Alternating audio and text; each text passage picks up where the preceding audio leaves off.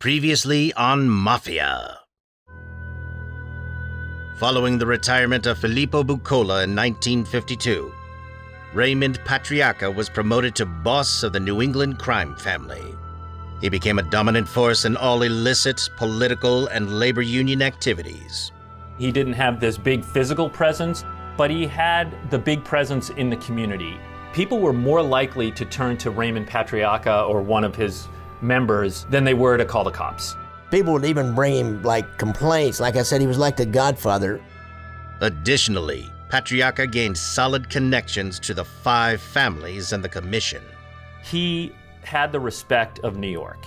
There are the 5 crime families in New York City, and very easily, any one of them could have tried to control the rackets, the gambling operations, prostitution, the drug trade in New England. They are the most powerful crime families in the country. In the late 1950s, Raymond Patriarca appeared before the McClellan Committee on Labor Racketeering and received national attention.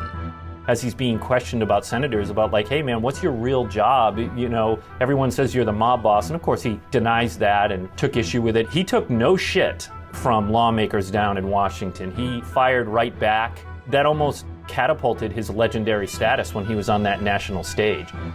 After years of trying to infiltrate the New England crime family, the FBI finally succeeded when Joe Barboza, a hitman for Patriarca, became an informant. Raymond Patriarca would be imprisoned in 1969, but his greatest heist was yet to come. Patriarca was smart, he was brutal, he was very much in control of what he did. This is Mafia.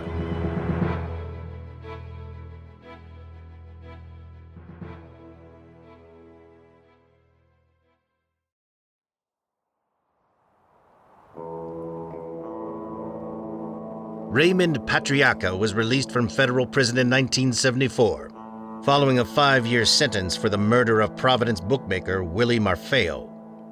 Tim White, investigative reporter for WPRI-TV in Providence and co-author of The Last Good Heist, discusses Patriarca's family frustrations during this time.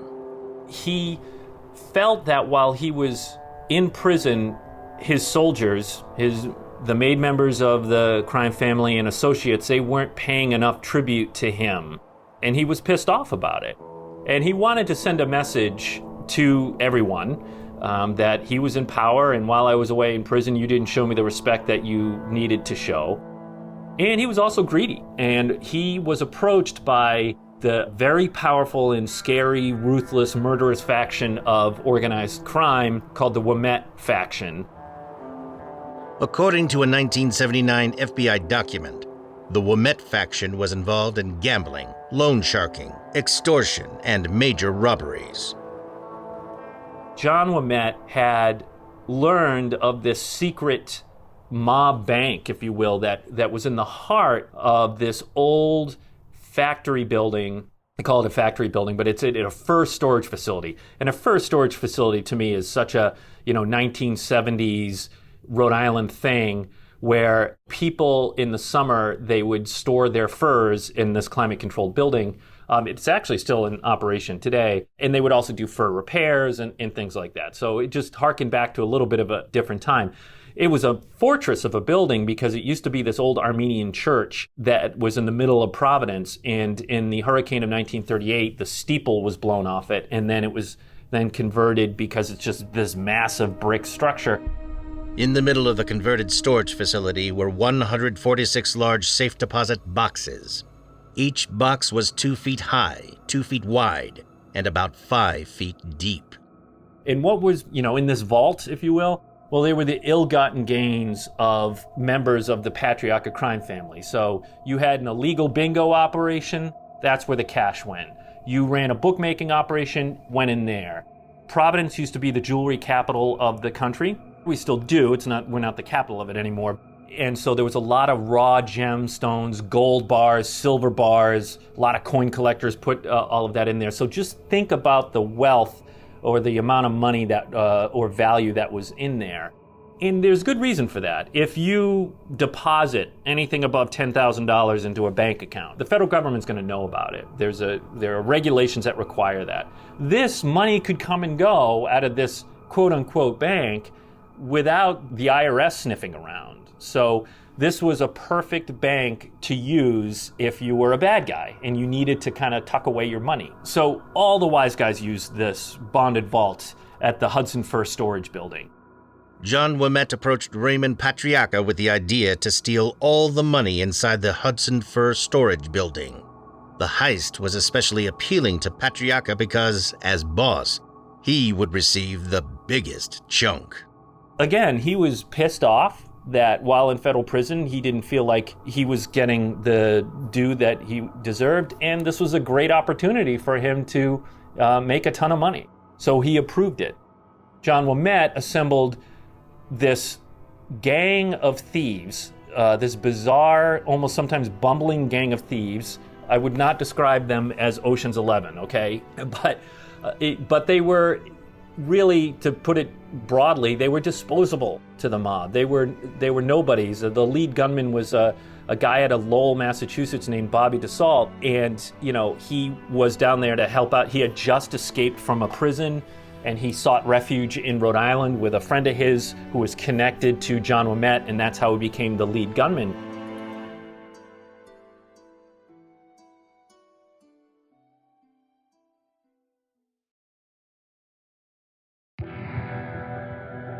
On a sweltering August morning in 1975, 8 men, including Robert the Deuce DeSalt, traveled in a nondescript van to Hudson Fur Storage. The facility had minimal security. Around 8 a.m., DeSalt pulled a pistol out of his briefcase and pointed a .38 caliber revolver at business co-owner Samuel Levine. And he slid him a slip of paper with 4 names on it. And those, if they only had a limited amount of time to hit up the more than 200 vaults that were in there, those are the 4 they had to hit up because those were big money makers for the mob. So the guys got into the vault, and they had brought these really high-end drills, and they were going to drill through the locks and open up the vault and pour the money out, whatever, but the drill bits were burning out.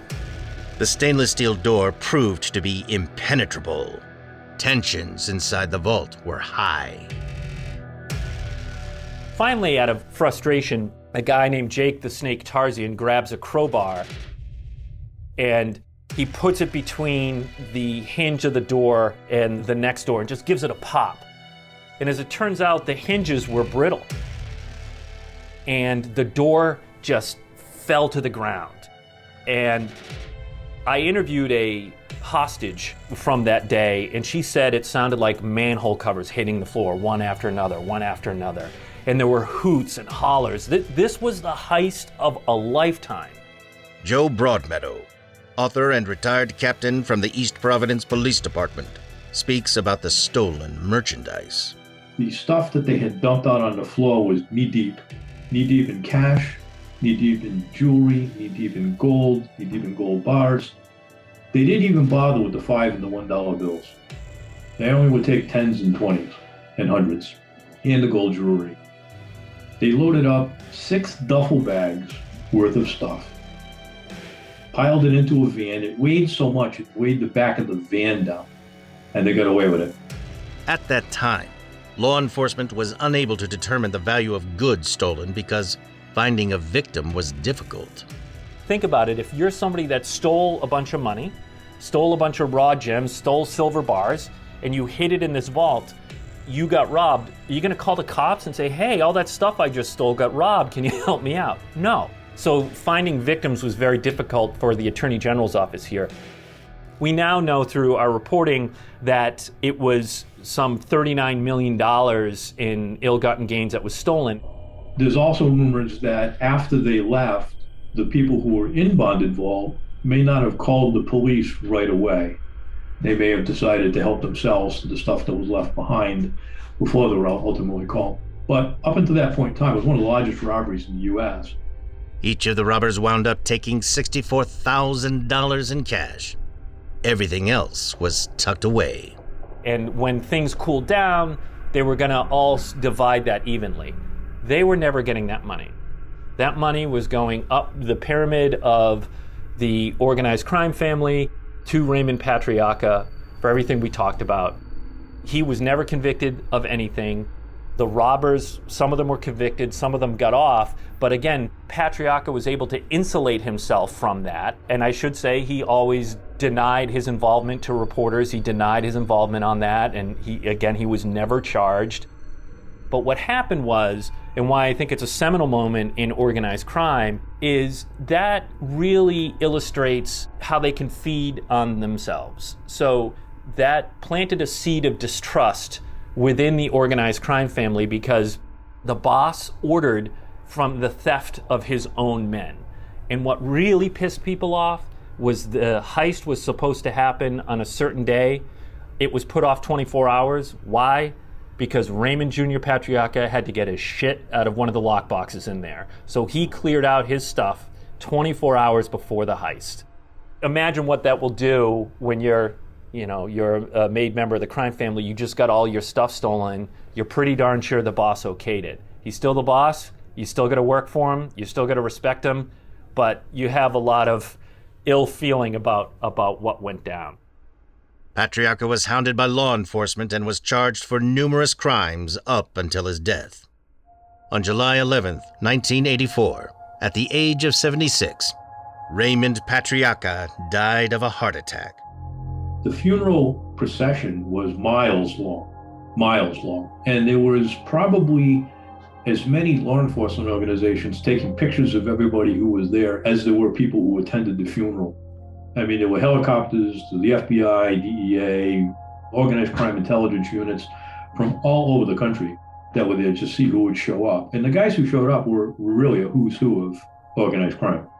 During this time, Joe Broadmeadow was a police officer with the East Providence Police Department. He recalls one visitor who showed up days after Patriarca's funeral. There were a lot of interesting discussion about who didn't show up when this went on. And what happened is several days after this funeral, my partner and I were driving by where the cemetery was, and we saw this large limousine with New York plates at the site of the grave. So we swung into the cemetery just to see who this was. And I can still see this as if it happened yesterday. I pull up near the car, and really the biggest person I had ever seen in my entire life got out of the passenger side front door of that limo. I mean, an absolute giant of a man. And what we realized was the guy who was in the car was Paulie Castellano, who at the time was the head of one of the crime families in New York City. He came later to pay his respects to Patriarca. But the guy who got out of the car was his bodyguard, and I joked with my partner that I said that we don't have enough bullets to kill that guy, so we better get out of here. He was just enormous. He would make football players in the NFL look small. But the point being is that Castellano thought enough about Raymond Patriarca. He didn't want to come here when he knew there would be the spectacle, because he knew that's what it would be. It would be a spectacle. And he probably might have been worried about what would happen to him if he came there then. Because ultimately, shortly after this happened, Castellano was gunned down by John Gotti in New York City, and Gotti took over control of that particular family.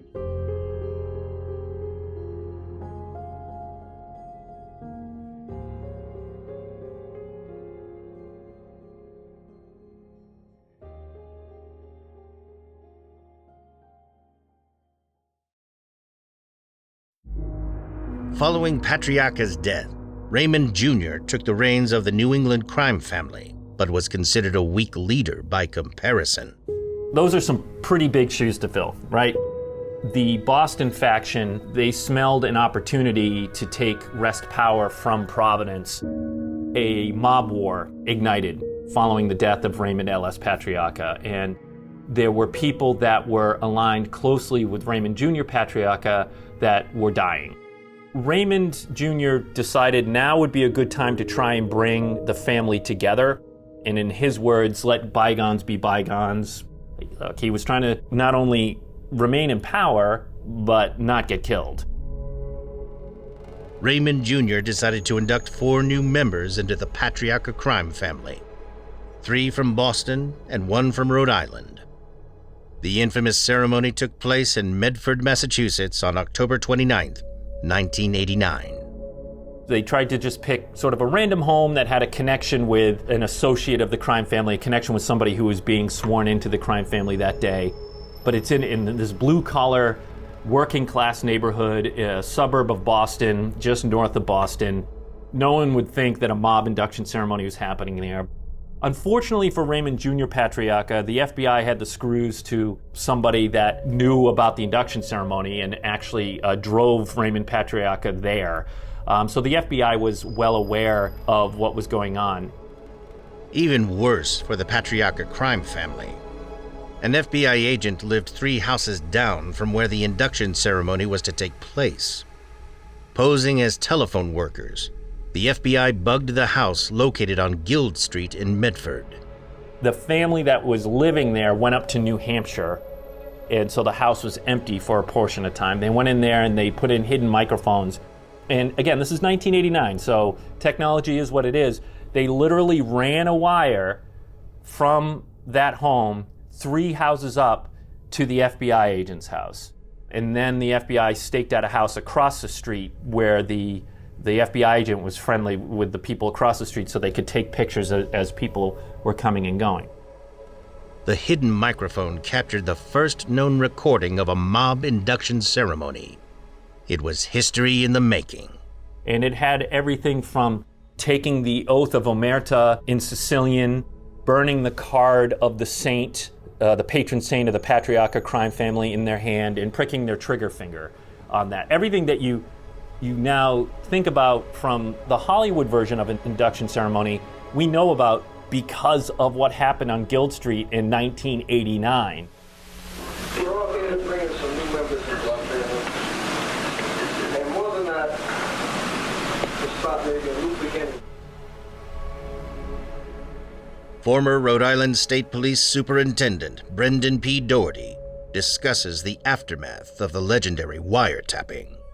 That was an interesting time. Raymond was indicted. Raymond Jr. was indicted as a result of running a criminal enterprise. Again, the FBI, I can't commend them enough for the work they did on that, because to be able to get into that court-authorized warrant and install that equipment was pretty good work. I actually testified in Connecticut, and I identified a couple of the folks that were their voices on the tapes. So that was one of the first big hits of the Patriarca crime family to weaken the Patriarca crime family in the future. It's today it's nothing like it was when Raymond Sr. was running that operation years ago. It destroyed essentially the ability for defense attorneys to question the existence of organized crime. Up until that moment, when these cases were brought forward, there could be the argument that organized crime didn't exist, that the government is overreaching here, there's no evidence to prove it, so you fall short on that standard in the criminal case. Well, now, here's a recording of 4 men taking the oath, swearing loyalty to the family above their own, and it was all caught on tape. And so not only was it damaging to the Patriarca crime family, it was damaging to all organized crime families across the country. The recording was a huge embarrassment to the Patriarca crime family. After Patriarca Jr. was indicted and sent to prison, underboss Nicky Bianco assumed control. You couldn't have Junior Patriarca, after presiding over an induction ceremony that was caught on tape, running the show as mob boss. And again, this was the son of the legendary boss of the Patriarca crime family, where this happened under his watch. And that was really one of the moments that was a key downfall, I would say, to the entire New England crime family. Raymond Sr. is best remembered as having a complex legacy. Despite being a ruthless crime boss, Raymond Patriarca was seen as a beloved member of the Providence community. The one thing that has always struck me as difficult to explain is how otherwise rational, intelligent people can sort of overlook the crime part of it and only look at what was the organized part of it. The organized part of it was he's very active in the neighborhood, he's very active in the community. Little kids could come up to him and he'd say hi. He was like, the old grandfather sitting on the street, on the chair outside of his business. People focus and they can see that sort of stuff. And that really is his legacy. What happened after him is sort of a classic example of how nepotism can be a bad thing. The son didn't quite live up to the expectation. He was not, don't get me wrong, he was not without his abilities. He did, he was not that he was completely ineffective but he was not his father. It's like if you want to put a sports analogy on it, Raymond Patriarca was Mickey Mantle and Raymond was a really good AAA ball player. Almost, but not quite there. Whereas, Raymond was the real deal. Raymond Patriarca had, believe it or not, he had a lot of legitimate friends in high places. It was always our concern that he would have a cop or a judge or politicians, and I'm not naive. That did happen, but not to the level that that some people would like to say it happened. If Raymond could take advantage of someone and pay them off, whether it be a council member in some city or town or a mayor, he certainly would pursue that. But it was usually through an intermediary, because he knew what the crime of bribery was all about too. So he would have someone do his dirty work for him. And then there were people who were just sympathizers. They just liked the guy. They were enamored with this mafia, the mystique of the mafia. Really, I'm telling you, it was amazing how popular that man was. But with the underworld, at the end, he was an older man who was had lost a lot of weight. He was not healthy at the end, but he was feared because he was the real deal. He was a mafia boss, make no mistake about it. Anyone that crossed him, he made sure that it was known.